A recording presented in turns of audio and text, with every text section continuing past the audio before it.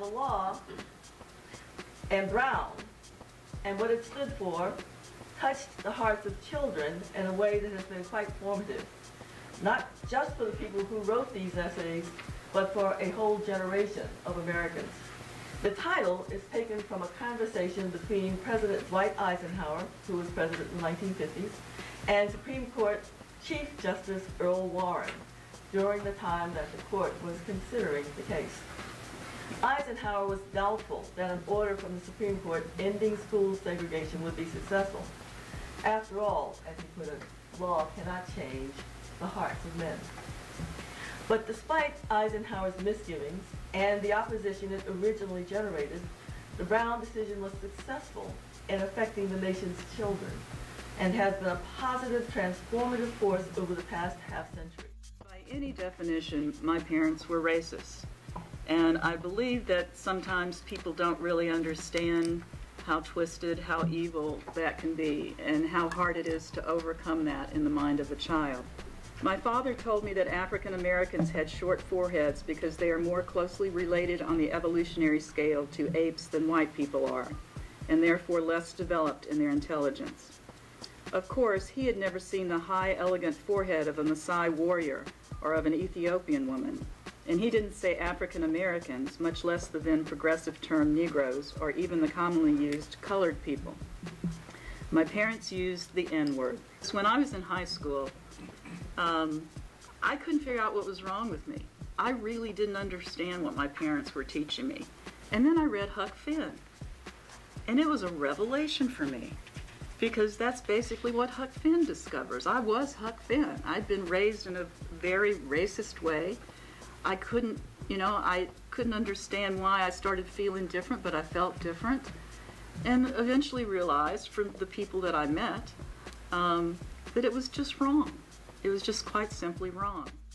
My essay is called Checkerboard Segregation because in a city like St. Louis, at least given the parents I had, you had segregated and unsegregated experiences, and my parents and brothers and sisters sort of navigated that for me. So when the schools were integrated for elementary schools, they had a set of gifted classes that were also instituted as part of the tracking system. And I was put into this gifted class with, I must say, one of the most brilliant elementary school teachers I've ever heard of. He was a person who had just gotten back from the Sorbonne on a Fulbright. It so happened there were only about 22 black students in the whole city in this class, which is on the far north side of the city, and they were all put in, almost all of us put on his class. And there was only one white student, a white girl, whose family fought with the school board to get her into our class. So when I graduated from high school, from elementary school, there were no middle schools at the time, the top 10 students in the city, on the citywide testing, were in our class. 9 of them were black, and 1 was white. And that was Cynthia, and she was #1 in the city. What I really feel and reflecting on is sort of a survivor's guilt. I got all of that because Hiram didn't have any opportunities. My world was white.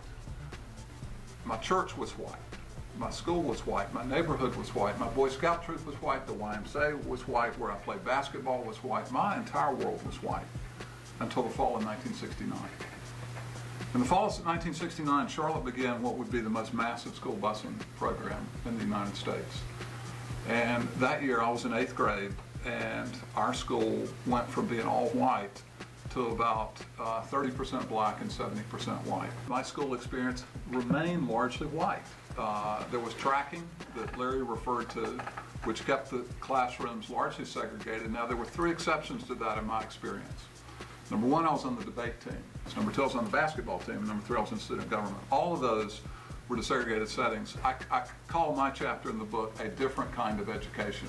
I got a different kind of education. I got an education in terms of understanding what it was like to be in someone else's very different experience in my city that I'd never had any contact with. I grew up right in the center of Los Angeles, and for those of you who might know the geography there, There was never legal segregation, but there was certainly de facto segregation in terms of housing. When I was there, the numbers reflected the population in terms of the racial mix of the Los Angeles Unified School District, which is the city of Los Angeles, not the county, but the city. And it was roughly 60% white, 20% black, and 20% other. The numbers today in the general population are pretty similar to those numbers, but not in the schools. In the schools now, it is well under 10% white, very few white students in the LA Unified School District, barely 10% black, about that number of Asians, and overwhelmingly Hispanic students. Well, what happened there? There were threatened lawsuits and a couple of lawsuits actually filed where there were settlements. There were no major judgments, as in Charlotte, for instance, that required the LA City school districts to redraw their district lines. And once those orders came in, or there were fear of orders, the world changed. For me, and again, I use the word advisedly, in a really quite depressing way. Private schools sprang up all over the place. So it's an interesting one for me to see how Brown and the threats and the concerns of litigation afterwards played out in Los Angeles, I think, for a very different experience today for the students who go through it rather than when I went through it.